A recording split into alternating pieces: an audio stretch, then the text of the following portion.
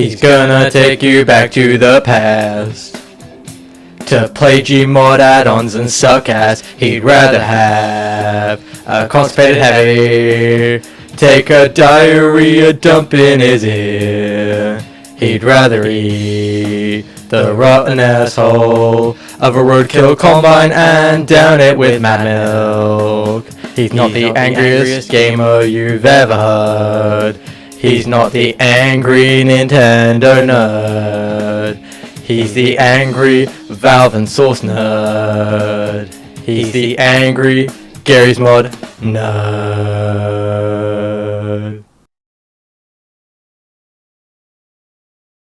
I hope you guys liked the joke intro. I saw the avgn room and just had to make something out of it. Anyways, on with the video. Garry's Mod is a game with one of the most talented, granted chronically online communities that the gaming world and the internet has out there. With its decades of user-made creations from dedicated fans, you're bound to find something that resonates with you. However, what happens if you dig just a bit too deep? Maybe you stumble across something that has you asking questions about the person that made it. Well, today we'll be checking out the weird side of Garry's Mod. Now, these maps aren't going to be creepy or disturbing. Instead, this will be a collection of confusing or interesting maps I've found which are more unique than your cookie-cutter 7-Eleven. Now, I want to get out of this room because I don't know why, but I'm getting the urge to play something shitty.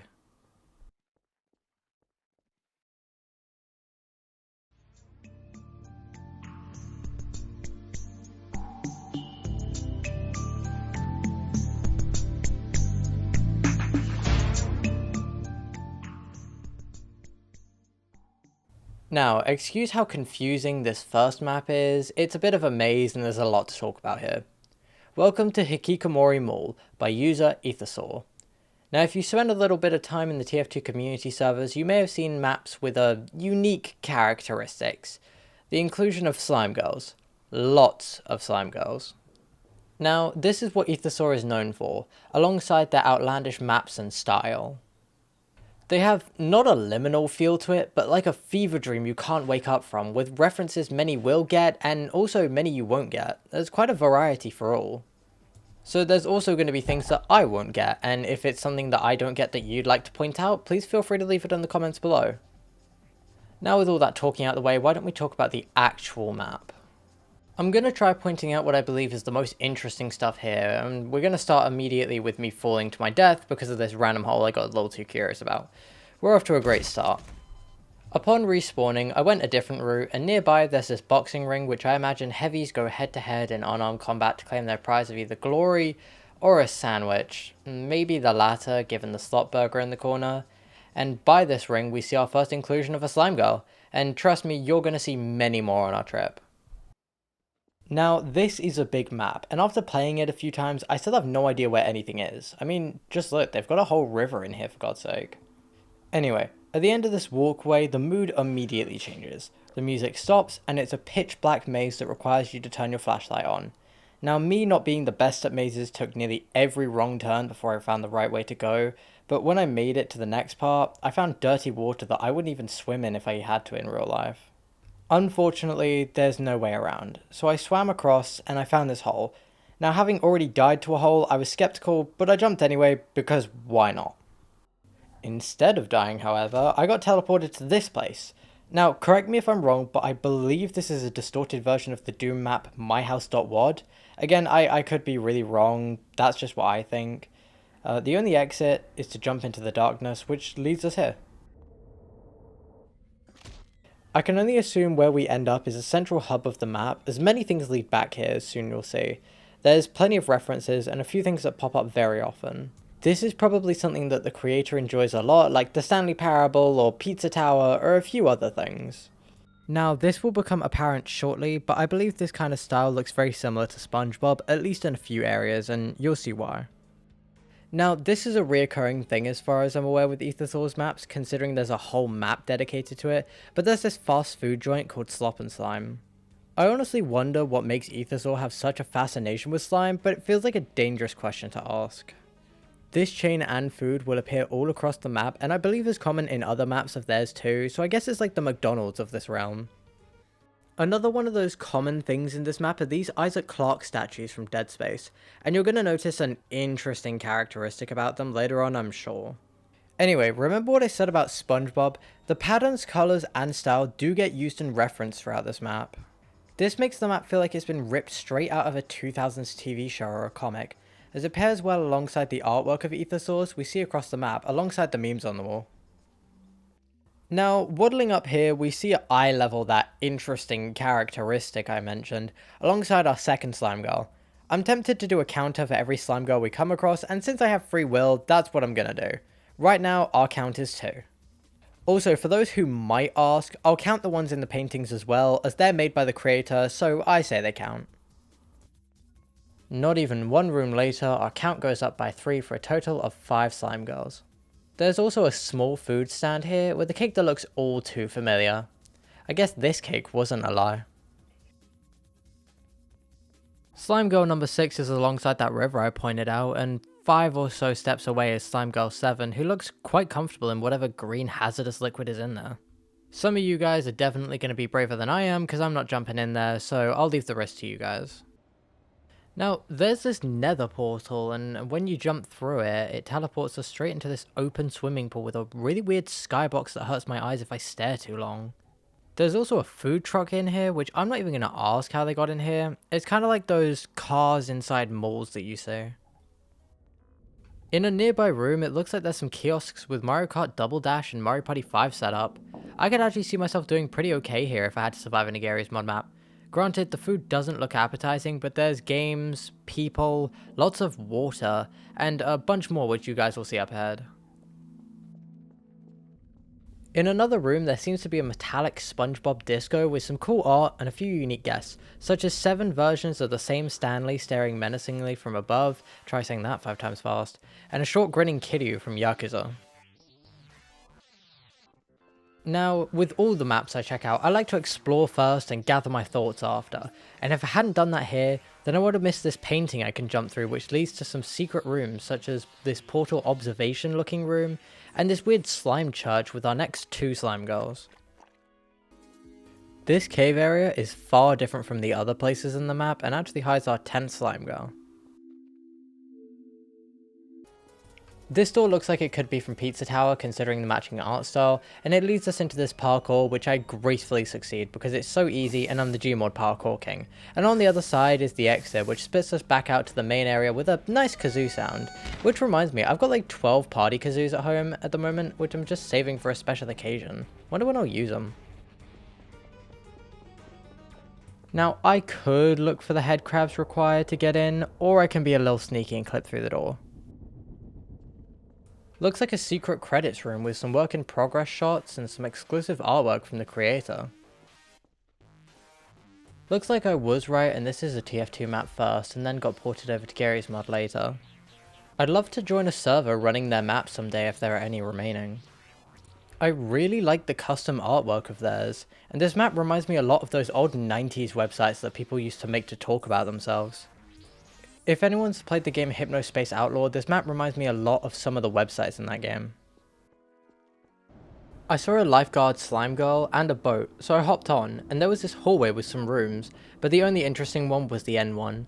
You can see the same skybox again, what looks like a gaming setup with VR, another slime girl in the photo, but other than that, I don't have much to say here. Next to this server room, there also seems to be a vaporwave style room with war sounds in the background. And if I turn behind me, there's some Discord messages about a burger. Looks like the map creator's sanity is waning. I got lost and ended back up at the pool, but this time there were people there. I swear it was empty before, but oh well. Anyway, another one. Now I won't count duplicates, but I don't think I've seen that white one, so I'm going to count that one instead. There's a magma slime girl in what looks like some type of blacksmithing area, so if you ever need weapons, you know who to come to if you can withstand the heat. Getting lost yet again, I stumble into this big playroom tower thing, which after ascending I find a Miku made Isaac, which I almost mistaken for another slime girl. And with a bit of parkour, I seem to have walked into a party room with some heavies and yet another slime girl. This map has a lot more of them than I was expecting, and I'm definitely going to miss a few. I was so mesmerised by a Hall of Stanleys that I nearly missed another one in the photo. But to get back to the Hall of Stanleys, walking down this slowly kills you. Is it the deadpan stare or some kind of Stanley magic? Who knows? Now, vsauce clearly puts a lot of work into these maps because you've got in-game ads and newspapers as well, which I think is extremely impressive. After climbing through some vents, I find this completely isolated room with a weird photo on the wall and a ton of Sega Dreamcast consoles. I've always wanted to play the Dreamcast, but I gotta save up for a new PC, so maybe someday. Alright, I think that's as much of this map as I'm gonna cover. There are places I left out and probably slime girls that I missed too, so I highly recommend you check out this map and others from vsauce. I really love the style and uniqueness of this map, and I've been wanting to make a video on it for ages, but had so many other ideas that just got in the way. Anyway, why don't we head to our next map?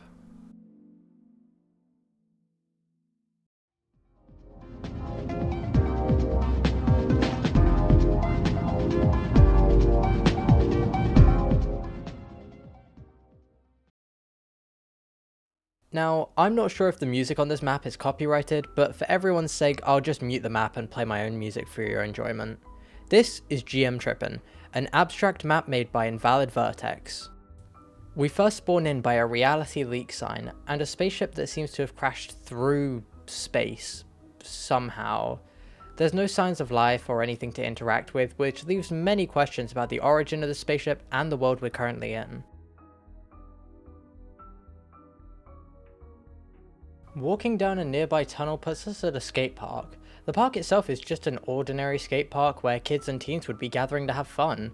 However, in this map, I find it unlikely that there's going to be people here. There's some Tony Hawk's Pro Skater music playing, which is a game I really want to re-download as I haven't played it since I was much younger.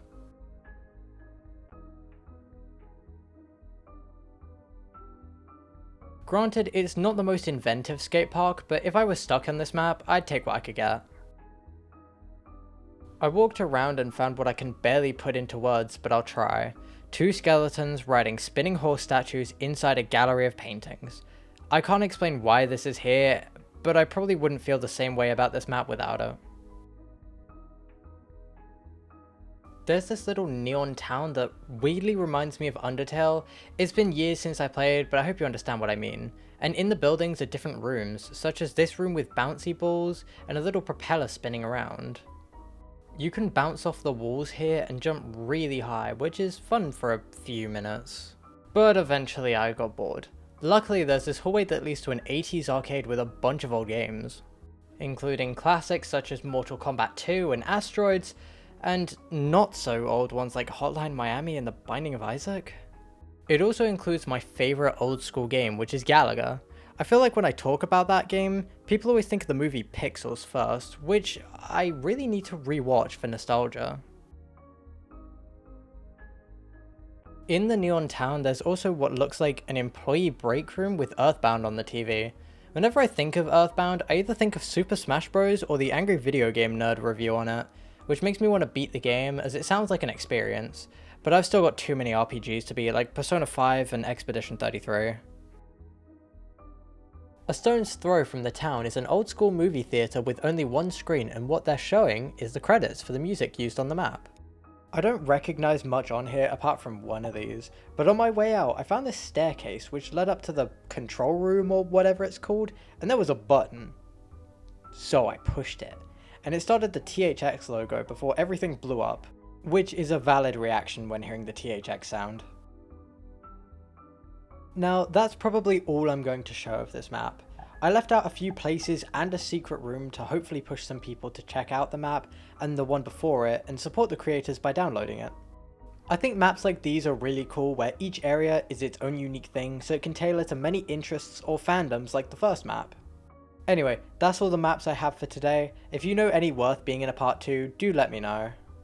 Also, apologies that this segment is so short compared to the other one. I wanted to find 2 medium-sized maps to cover, but I found one long one which I really wanted to talk about, and I didn't want to do another long one and make the video too long, so I decided to do a short one and maybe do a part 2 with some more.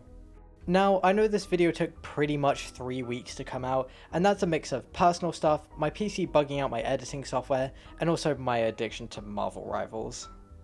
I want to thank you guys for joining me today, and I'm looking forward to seeing you all in the next one. Bye for now.